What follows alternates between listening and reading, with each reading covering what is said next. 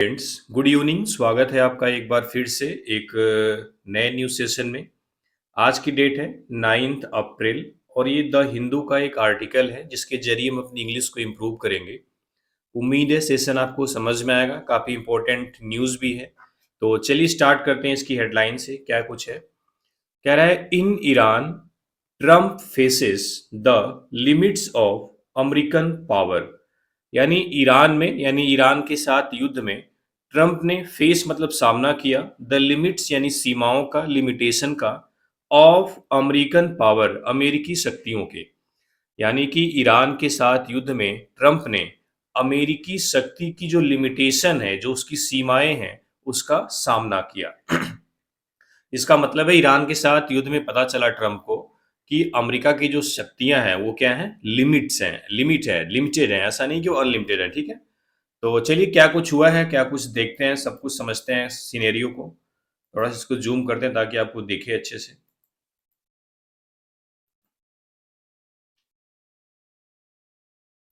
चलिए पहला पैसेज देखते हैं। कह रहा है there will be no deal with Iran. यानी ईरान के साथ कोई भी डील नहीं होगी, कोई भी समझौता नहीं होगा, एक्सेप्ट के सिवाय अनकंडीशनल सरेंडर, यानी बिना किसी शर्त के सरेंडर के, आत्मसमर्पण के। US president Donald Trump said, यानी यूएस के प्रेसिडेंट डोनाल्ड ट्रंप ने कहा था ऑन मार्च 6 मार्च को, the seventh day of the war, युद्ध के 7वें दिन। यानी युद्ध के 7वें दिन 6 मार्च को यूएस प्रेसिडेंट डोनाल्ड ट्रंप ने कहा था, क्या कहा था, there will be no deal with Iran. Iran के साथ कोई भी डील नहीं होगी, कोई भी समझौता नहीं होगा, एक्सेप्ट सिवाय अनकंडीशनल सरेंडर, बिना किसी शर्त के आत्मसमर्पण के। इसका मतलब है डोनाल्ड ट्रंप ने 6 मार्च को बोला था कि ईरान बिना किसी शर्त के सरेंडर करेगा, इसके अलावा कोई भी डील नहीं होगी। क्लियर है। ये जो एक्सेप्ट वर्ड है, इसकी कुछ होमोनिम्स होता है, जैसे कि एक्सेप्ट। एक्सेप्ट मीन्स क्या होता है, एक्सेप्ट करना, स्वीकार करना। एक होता है एक्सपेक्ट, मीन्स क्या होता है, उम्मीद करना। और ये क्या है, एक्सेप्ट यानी के सिवाय, के अलावा। ठीक है, फिर क्या होता है, कह रहा है ऑन अप्रैल 8, यानी 6 मार्च को तो उन्होंने ये बात बोली थी, लेकिन 8 अप्रैल को यानी कि कल क्या बोला है, देखते हैं। On the 14th day of the war, युद्ध के 40वें दिन, मिस्टर ट्रंप ने अनाउंस किया और 2 वीक सीज फायर, यानी 2 हफ्ते का युद्ध विराम। कह रहा है 8 अप्रैल को युद्ध के 40वें दिन पर मिस्टर ट्रंप ने 2 वीक सीज फायर अनाउंस किया है।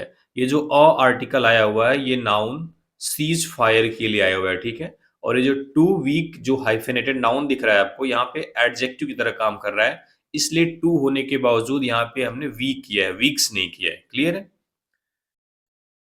ये अनाउंसमेंट कब हुई है, कह रहा है आवर्स यानी घंटों, किस चीज के, after he threaten to erase the Iranian civilisation. यानी उन्होंने थ्रेटन किया था, धमकी दी थी, टू इरेज मिटाने के लिए, द ईरानियन सिविलाइजेशन यानी ईरानी सभ्यता को, इफ यदि Tehran did not accept his deal, Tehran यदि उनकी डील को एक्सेप्ट नहीं करता है। देखो ऊपर एक्सेप्ट था, यहाँ पे एक्सेप्ट तुरंत ही आ गया। ठीक है, तो कह रहा है कि उन्होंने ईरानियन सिविलाइजेशन को इरेज यानी मिटा देने की धमकी दी थी यदि तेहरान उनकी डील को एक्सेप्ट नहीं करता है। इसके कुछ ही घंटों बाद उन्होंने 8 अप्रैल को मिस्टर ट्रंप ने 2 हफ्ते का सीज फायर अनाउंस किया। पहले उन्होंने धमकी दी कि अगर तेहरान यानी ईरान उनकी डील को एक्सेप्ट नहीं करेगा तो वह ईरानियन सिविलाइजेशन को इरेज कर देंगे, मिटा देंगे। ठीक है, उसके कुछ ही घंटों बाद उन्होंने सीज फायर अनाउंस कर दिया। क्लियर है। उम्मीद है पहले पैसेज में कोई डाउट नहीं होगा, सारी चीजें क्लियर हो रही होंगी। अगर समझ में आ रहा है तो वीडियो को थोड़ा शेयर करिए, और नए आए हैं तो सब्सक्राइब भी करिए। ठीक है, चलिए आगे देखते हैं। कह रहा है Mister Trump also agreed to treat an Iranian proposal as a workable basis for future talks. कह रहा है मिस्टर ट्रंप ने आल्सो एग्रीड टू यानी सहमत हुए, ट्रीट यानी ट्रीट करने के लिए, बर्ताव करने के लिए, एन ईरानियन प्रपोजल, ईरान का जो प्रपोजल है, प्रस्ताव है, एज अ वर्केबल बेसिस यानी काम करने के लायक के आधार पर, फॉर फ्यूचर टॉक्स भविष्य की बातचीत के लिए। कह रहा है मिस्टर ट्रम्प भविष्य की बातचीत के लिए एक काम करने के आधार पर ईरानी प्रपोजल को उन्होंने एग्री किया या फिर सहमत हुए, ठीक है, कि भविष्य में इस हिसाब से काम किया जाएगा। ईरान सेड, ईरान ने कहा, इट यानी Iran, would honour the ceasefire, यानी ईरान सीज फायर का सम्मान करेगा। ऑनर यहाँ पे वर्ब है, ठीक है, वुड मॉडल वर्ब है, वुड के साथ वी वन आता है। It would honour the ceasefire यहाँ पे नाउन है। यह यानी ईरान सीज फायर का ऑनर करेगा, सम्मान करेगा, एंड और एंश्योर करेगा सेफ पैसेज ऑफ वेसल्स, यानी जहाजों का सेफ आना जाना through the straight of Hormuz strait of Hormuz के जरिए, in coordination with its forces, अपनी फोर्सेस के कोऑर्डिनेशन से, ठीक है।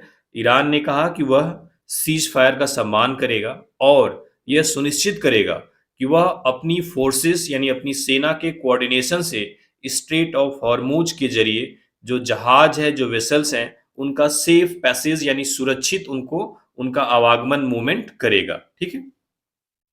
आगे कह रहा है वाइल, जबकि, इट इज टू अर्ली, यह काफी जल्दी होगा, टू कंक्लूड, निष्कर्ष निकालना, वेदर, की क्या, उन्होंने कहा कि जबकि यह निष्कर्ष निकालना बहुत जल्दी होगा कि क्या द सीज फायर यानी जो युद्ध विराम है, युद्ध विराम वुड होल्ड और it would lead to a lasting peace agreement, कह रहा है कि यह जो सीज फायर है वह बरकरार रहेगा या फिर it would lead to a lasting peace agreement, कि या फिर यह हमेशा के लिए एक पीस एग्रीमेंट की तरफ जाएगा यानी शांति समझौते की तरफ जाएगा। वन थिंग इज क्लियर, एक चीज क्लियर है, स्पष्ट है, क्या चीज?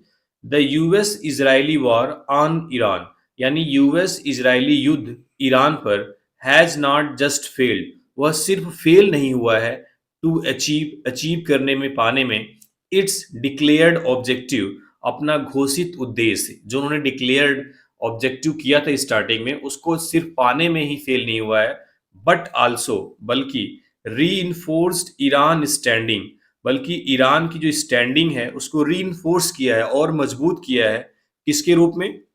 As a major regional power, एक मुख्य रीजनल पावर के रूप में, इन वेस्ट एशिया में पार्टिकुलर, मतलब आप खास तौर पे, ठीक है।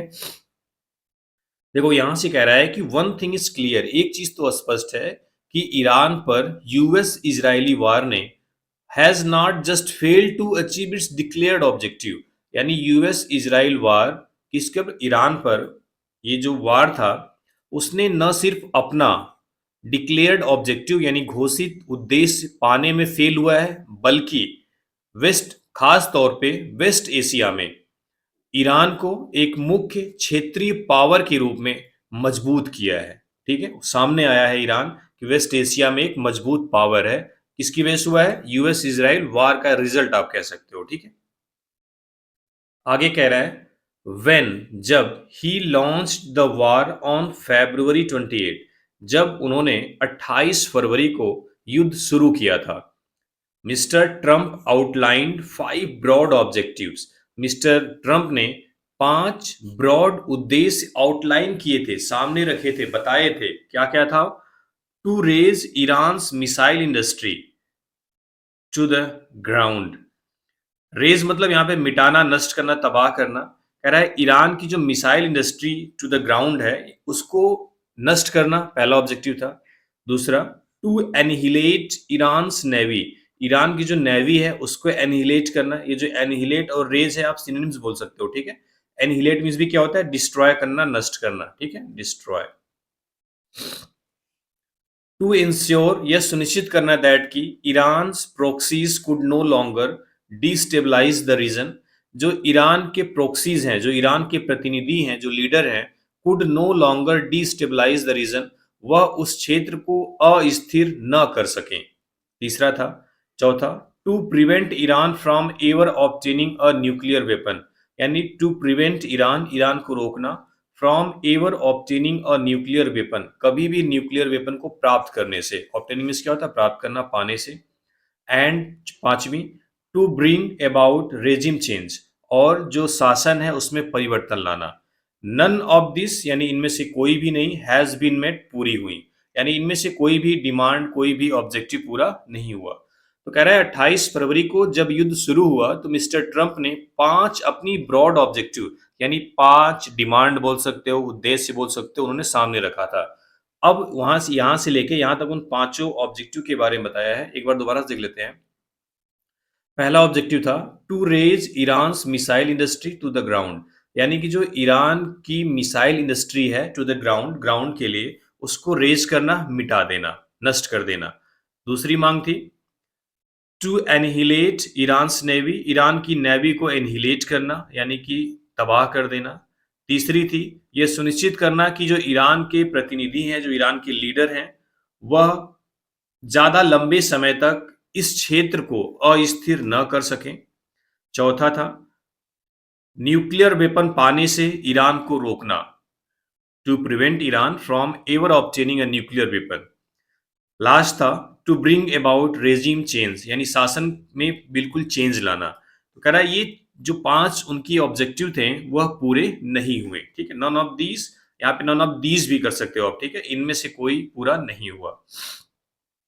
आगे कह रहा है 40 डेज लेटर, यानी 40 दिन बाद क्या होता है, हाउ एवर, हालांकि 40 दिन बाद हिज बिगेस्ट डिमांड, यानी उनकी जो सबसे बड़ी डिमांड थी, जो सबसे बड़ी मांग थी, वाज वन, वह एक ऐसी मांग थी दैट जो was not part of his original set of objectives, जो उनके ओरिजिनल यानी जो शुरुआती ऑब्जेक्टिव थे, जो उद्देश्य थे, जो मांग थे, उनका हिस्सा नहीं थी। वह क्या थी, रीओपन हॉर्मुज, यानी हॉर्मुज को रीओपन करना। कह रहा है कि युद्ध के 40 दिन बाद उनकी जो सबसे बड़ी डिमांड थी वह उनके ओरिजिनल ऑब्जेक्टिव का हिस्सा ही नहीं थी। क्या थी वो मांग, रीओपन हॉर्मुज। ये युद्ध शुरू होने से पहले इस चीज की कोई डिमांड नहीं थी, ये जो मैं ब्रैकेट बना रहा हूं, ठीक है। लेकिन आज की डेट में 40 दिन बाद सबसे बड़ी डिमांड क्या थी, रीओपन हॉर्मुज। ठीक है, कह रहा है Iran got pounded over the past 40 days. Pounded मतलब होता है हमला करना, उस पर चोट पहुंचाना। ठीक है, तो कह रहा है ईरान पिछले 40 दिन में ईरान पे बहुत हमले हुए। इट लॉस्ट, यानी ईरान ने खोया, क्या चीज खोया, सेवरल, यानी कई, सेवरल मीन्स क्या होता है, कई टॉप लीडर्स, यानी अपने जो सर्वोच्च नेता हैं, टॉप के लीडर्स हैं, खोया। इंक्लूडिंग, जिसमें शामिल है सुप्रीम लीडर अली खैमेनेई, जिसमें कि सुप्रीम लीडर अली खैमेनेई शामिल हैं, defence council chief Ali Samkhani and security council chief Ali Larijani.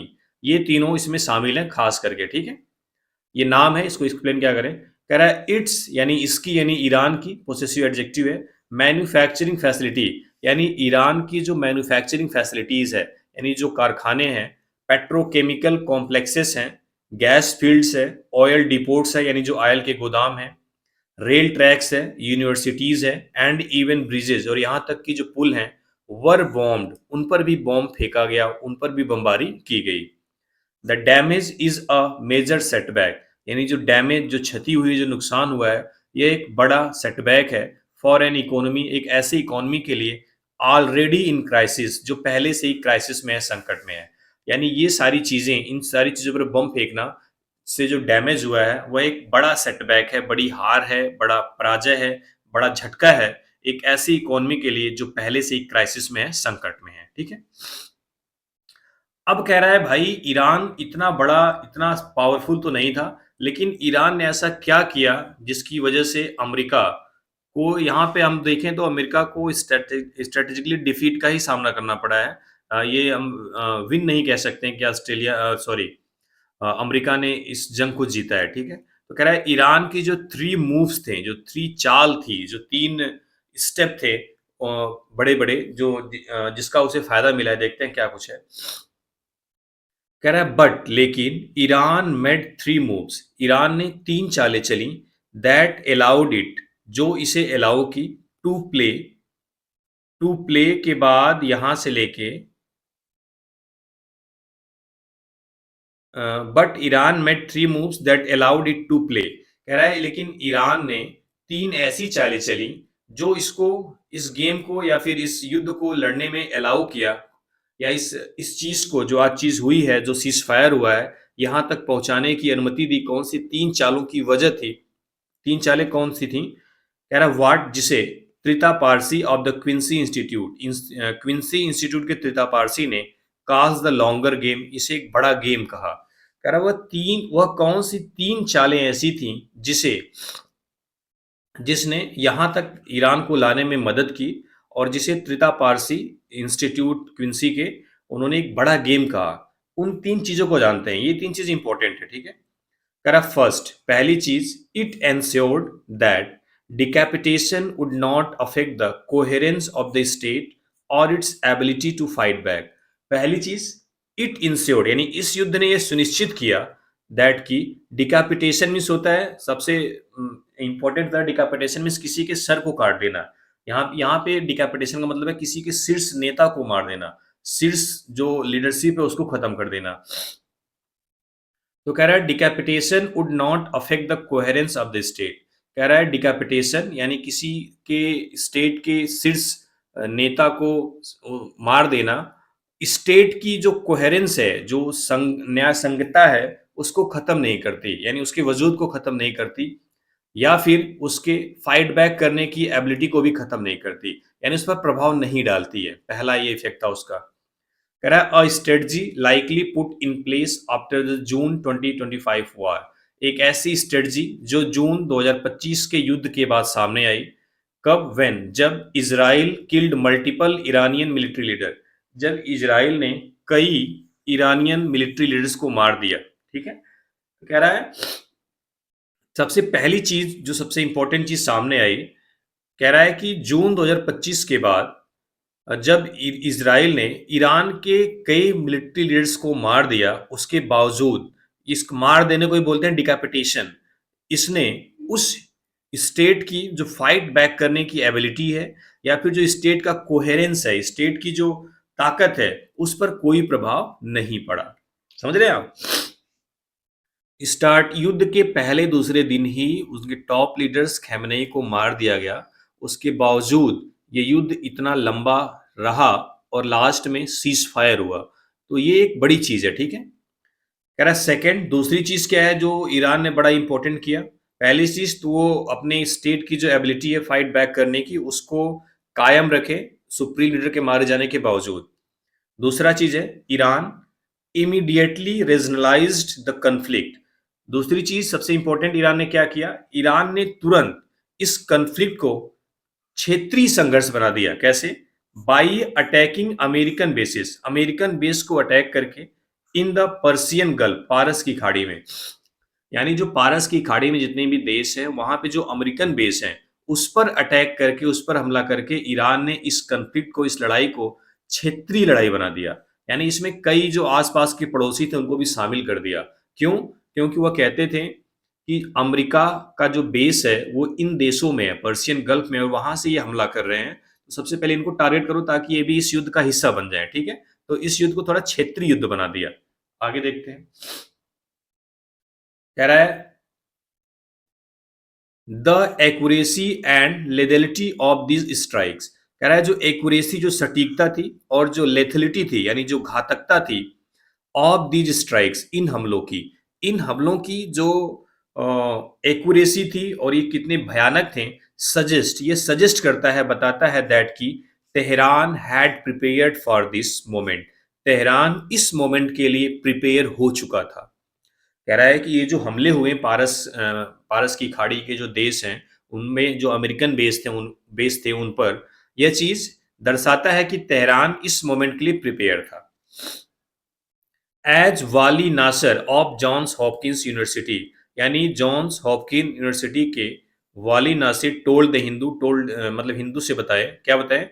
Iran turn the entire Persian Gulf into a battlefield, Iran ने बदल दिया पूरे पर्सियन गल्फ को इनटू अ बैटलफील्ड, एक युद्ध के मैदान में।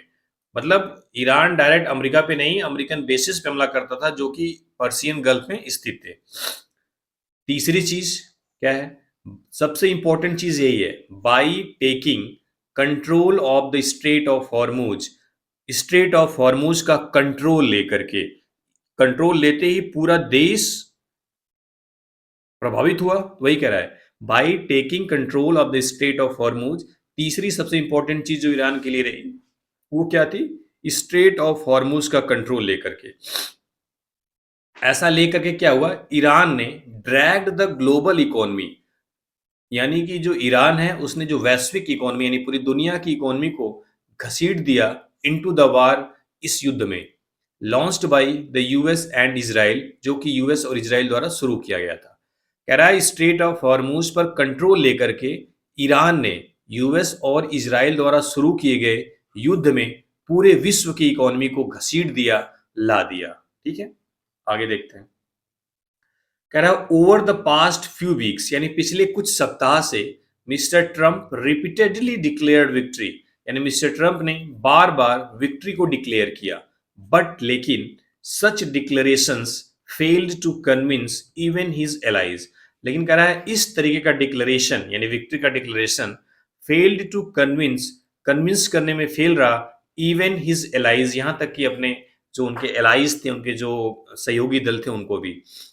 एज, क्योंकि the straight of Hormuz remained under Iranian control, यानी जो स्ट्रेट ऑफ हॉर्मुज था वह ईरान के कंट्रोल में बना रहा।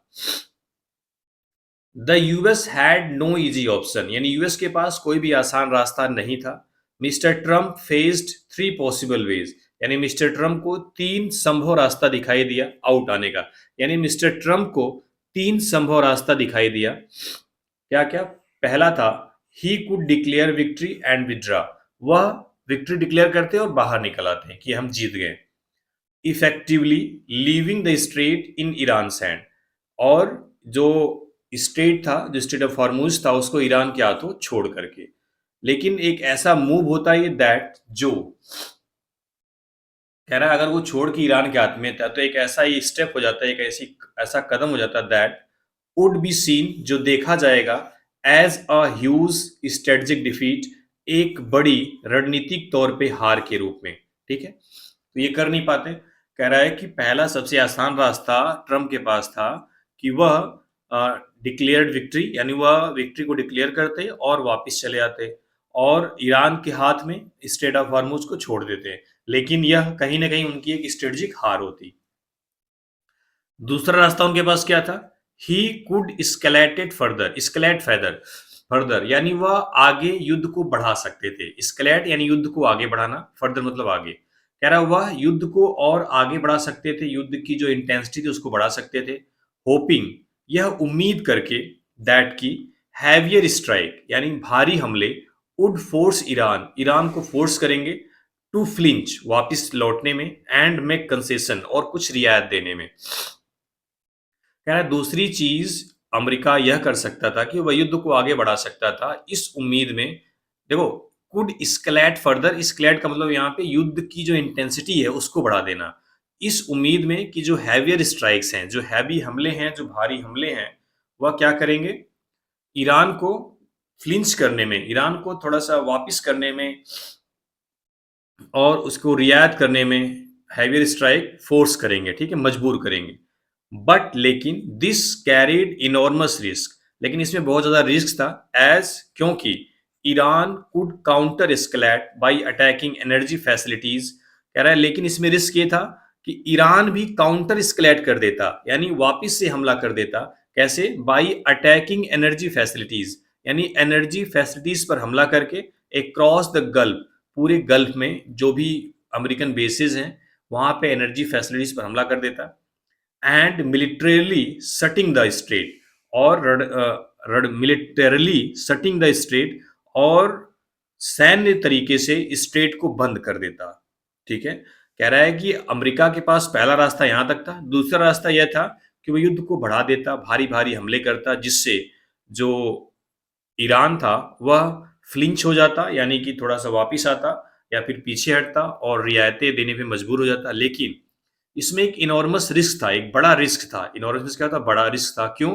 क्योंकि ईरान भी काउंटर स्केलेट कर सकता था, यानी वापिस हमला कर सकता था। कैसे? By attacking energy facilities across the Gulf and militarily shutting the strait. Iran क्या करता? जो एनर्जी फैसिलिटीज हैं, यानी जो एनर्जी की सुविधाएं हैं, जो स्ट्रक्चर है पूरे गल्फ में, उस पर अटैक करता और जो स्ट्रेट था उसको कंप्लीटली बंद कर देता। फिर क्या होता? कह रहा है सच एन आउटकम, इस तरीके का जो आउटकम होता, जो रिजल्ट होता, जो परिणाम होता, would multiply mister Trump's challenge, mister Trump की चुनौती को बढ़ा देता, and could draw the US into a ground war, और यूएस को एक ग्राउंड वार यानी एक ग्राउंड युद्ध में ड्रा करता यानी खींच लाता। समझ रहे हैं? कह रहा है अगर इस टाइप का कोई आउटकम आता तो यह मिस्टर ट्रम्प की जो चुनौती है उसको मल्टीप्लाई कर देता और ज्यादा बढ़ा देता और यूएस को एक ग्राउंड वार में खींच लाता। Mister Trump did attempt limited escalation, mister Trump ने एक लिमिटेड युद्ध को बढ़ाया। एस्केलेशन मतलब यहाँ पे युद्ध को बढ़ाना यानी एक लिमिटेड युद्ध को बढ़ाया। आगे कह रहा है ही बॉम्ब्ड खर्ग आइलैंड, उन्होंने खर्ग आइलैंड पर बॉम्ब फेंका। ईरान मेन एक्सपोर्ट टर्मिनल, यह है क्या? ईरान का मुख्य एक्सपोर्ट टर्मिनल है। वाइल, जबकि इजराइल ने स्ट्रक हमला किया Iran South Pars gas field, यानी ईरान के साउथ पार्स गैस फील्ड पर। Mister Trump issued multiple ultimatum, यानी मिस्टर ट्रम्प ने कई अल्टीमेटम, कई चेतावनी जारी की, बट लेकिन ईच टाइम, हर बार, Iran either ignored them, Iran या तो उन्हें इग्नोर कर देता था और या रिस्पॉन्डेड विथ काउंटर स्ट्राइक्स, या फिर जवाबी हमले के साथ रिस्पॉन्ड करता था, जवाब देता था। लास्ट वीक, पिछले सप्ताह, the loss of two aircraft, यानी दो एयरक्राफ्ट का लॉस ओवर ईरान, ईरान के ऊपर, पंक्चर्ड मिस्टर ट्रम्प्स क्लेम, यानी मिस्टर ट्रम्प के दावों को पंक्चर कर दिया, यानी उनकी हवा निकाल दी उनके दावों की। कैसे? दैट, कौन से दावों की? तेहरान एंटी डिफेंस कैपेबिलिटीज, यानी तेहरान की जो एंटी डिफेंस कैपेबिलिटीज है वर डिस्ट्रॉयड, यानी उसको डिस्ट्रॉय कर दिया गया है, ऐसा यूएस का क्लेम था। देखो, वर के बाद डिस्ट्रॉयड है, ठीक है, याद रखना।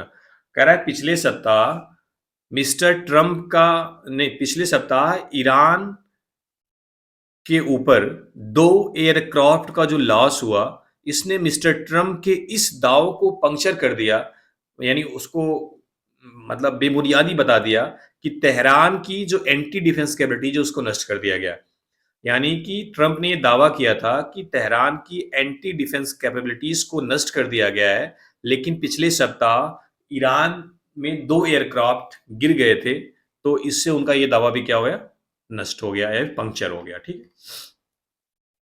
ऑल्दो, लेकिन, the US manage to extract the pilots, जो यूएस था उसने पायलट्स को एक्सट्रैक्ट यानी निकालने में सफल रहा ऑफ ए डाउन F-15E, यानी गिरे हुए F-15E से।